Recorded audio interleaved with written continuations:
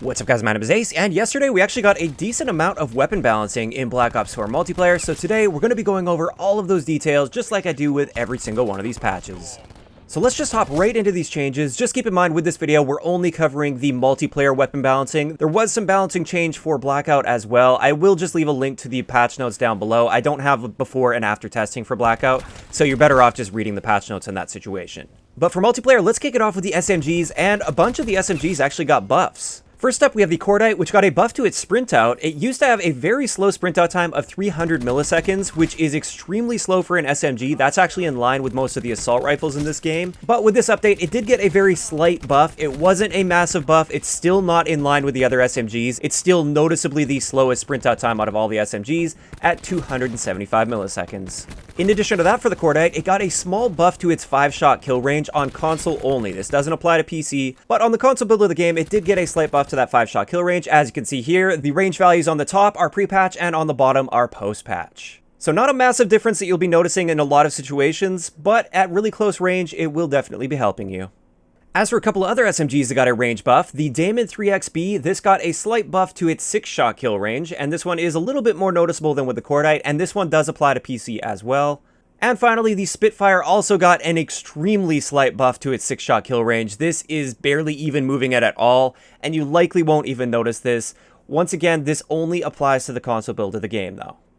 Moving on to some other SMG changes, the MX9 got a slight buff to its aim down sight out speed. So this means when you're going from aiming down sight into hip fire, it will now do that a little bit faster, which isn't nearly as important as your aim down sight in time, which is your aim down sight time. But with this, it went from 250 milliseconds down to 200 milliseconds. This is hardly noticeable and will hardly have any effect whatsoever on your gameplay. It's most likely that they just didn't buff this with the aim down sight in time from the previous update where the MX9 got a buff, and now they're just putting it in line with the aim down sight in time. Also for the MX9, it got a slight buff to its sprint out. It used to be 250 milliseconds, and now post-patch it's 225 milliseconds, so a very slight difference, but it definitely helps set it apart from the assault rifles in the game. And we also got a sprint out buff for the SOG 9mm. If you guys remember from the last big weapon balancing change, the SOG 9mm used to have a sprint out time of 200 milliseconds, then they slowed that down to match the other SMGs at 250 milliseconds. Well, now they've reverted that change, and the sprint out time for the SOG 9mm is once again going to be 200 milliseconds. Now when it comes to SMGs, there's only one other one that got some changes, and this is with the Switchblade. The Switchblade got a slight increase to its magazine capacity from 26 rounds to 30 rounds, which is really good news. That's great to see. That's one of the big downsides of this gun, and I really don't like this gun. I don't think it's very good at all. And in addition to that, players will now spawn with 3 extra magazines rather than just 2. So this means that we're going to be less reliant on scavenger while using the Switchblade. I still don't think this gun is great by any means, but these little buffs will definitely help make it a bit more viable. So that's it for the SMGs, and overall my thoughts on the changes to the SMGs, I kind of like them. They aren't major changes by any means. You will hardly even notice a lot of these changes, but with many of them, like these little sprint out buffs that they got, it's nice that they're going to be separated a bit more from the assault rifle category, and they're going to clearly have some sort of an advantage when it comes to that mobility and handling. One thing that did surprise me though with the SMG category is the GKS didn't get any love at all. I still feel like the GKS is one of the weakest SMGs in the game, and yet out of all of the SMGs that got buffs in this update, the GKS was completely untouched.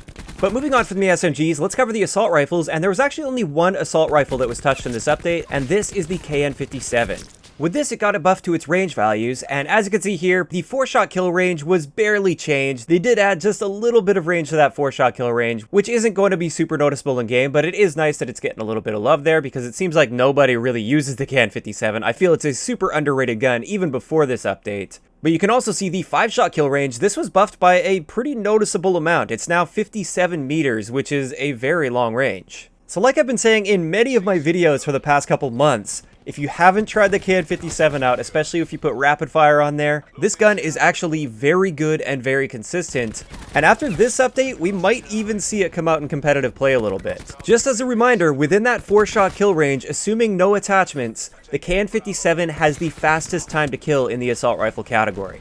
But that's it for assault rifles. Now let's move on to the tactical rifles, and the ABR 223 finally got a somewhat meaningful buff here. And with this, the first thing that they did is they buffed its aim down sight time from 300 milliseconds, which is quite slow, down to 275 milliseconds. So we're looking at like a 1 frame difference, but that 1 frame definitely helps when it comes to aim down sight time. and I have noticed I do feel a lot more comfortable moving around now with the ABR.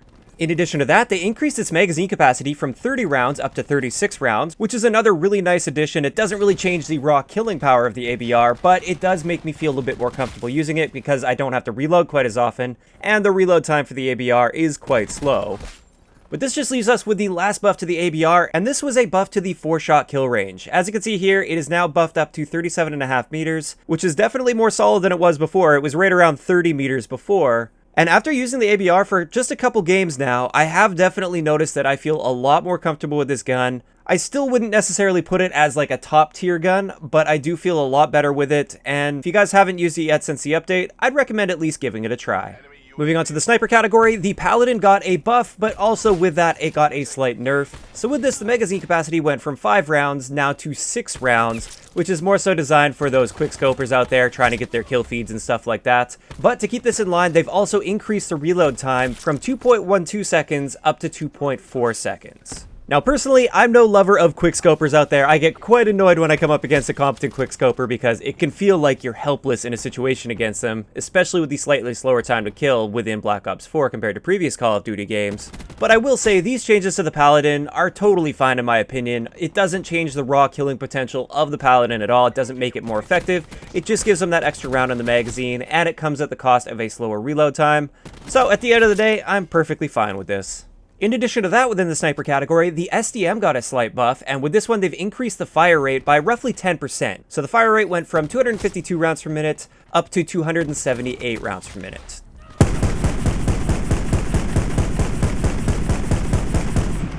This is definitely noticeable, and it will definitely make the SDM a bit more viable within multiplayer, which I think is a good thing. I feel like the SDM was quite weak before this update, and this sort of a buff makes it a bit more effective without making it completely overpowered in my opinion. So that's it for the sniper category. Now let's move on to the pistols, and most of the pistols got a buff here. The first one, and this one is huge, the RK7 Garrison got increased damage across the board. So as you can see here, the damage profile went from 32, 28, 24, 18, now up to 38, 32, 28, 24. Now the range values did stay the same as you can see here, so it's just now it's going to take one fewer shot to kill at each one of these ranges. And also, its one-shot kill potential in hardcore modes is now extended to 25 meters. This is huge for the RK7 because now at those closer range situations, the situations where you would typically find yourself in with a pistol, or you should find yourself in with a pistol, it's now going to be a 4-shot kill, which means it's going to be a very, very consistent 2-burst kill. Whereas before, when it was a 5-shot kill within that range, if you were missing a few bullets in the burst here and there, it would often take you 3 bursts to get a kill. So this actually makes a big difference with the RK7, and I would say that this pistol is very viable now as a secondary weapon. As for another change to the pistol category, the Mozu also got a buff, this time to its ranges. And as you can see here, all of its range values have been increased by a noticeable amount, which I really feel is unnecessary with the Mozu. I feel like this is one of the pistols that was just fine as it was, but at the same time, it makes it a little bit better, and I'll take it. So finally, this just leaves us with the Strife. The Strife got a buff to its fire rate cap, and this was quite a big buff as well. Based on my hand testing, this was increased by roughly 15%, which is a pretty big jump from 438 rounds per minute up to roughly 506 rounds per minute. For those of you that are wondering what that fire rate looks like, here you go.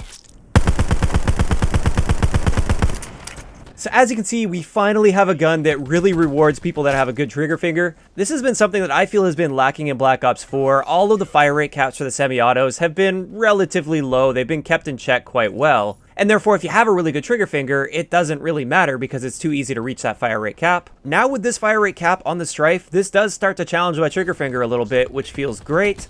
And this will make the Strife a lot more viable in core modes without being ridiculous like the 5.7 from Black Ops 2. I absolutely loved using the 5.7 in Black Ops 2, but admittedly, as a secondary weapon, that was extremely powerful. The Strife is now just a lot more viable without being like top tier with this new fire rate cap. So now that we have this buff to the Strife, and this is now the fastest firing semi-auto in the game, you'll probably catch me using this every once in a while as a primary weapon, just because I really enjoy the semi-autos with the higher fire rate caps. So with that, that covers all of the weapon balancing that we saw in Black Ops 4 multiplayer with yesterday's update. Overall, I think these are good changes, definitely steps in the right direction. I really like the fact that I once again feel a bit more comfortable with the ABR in my hands. It's still not nearly as good as it was back in like the beta days, which is fine because that was way too powerful. But it is nice to be able to use the ABR again, and it feels like a fresh experience because I don't feel like I'm putting myself at a massive disadvantage while using it anymore.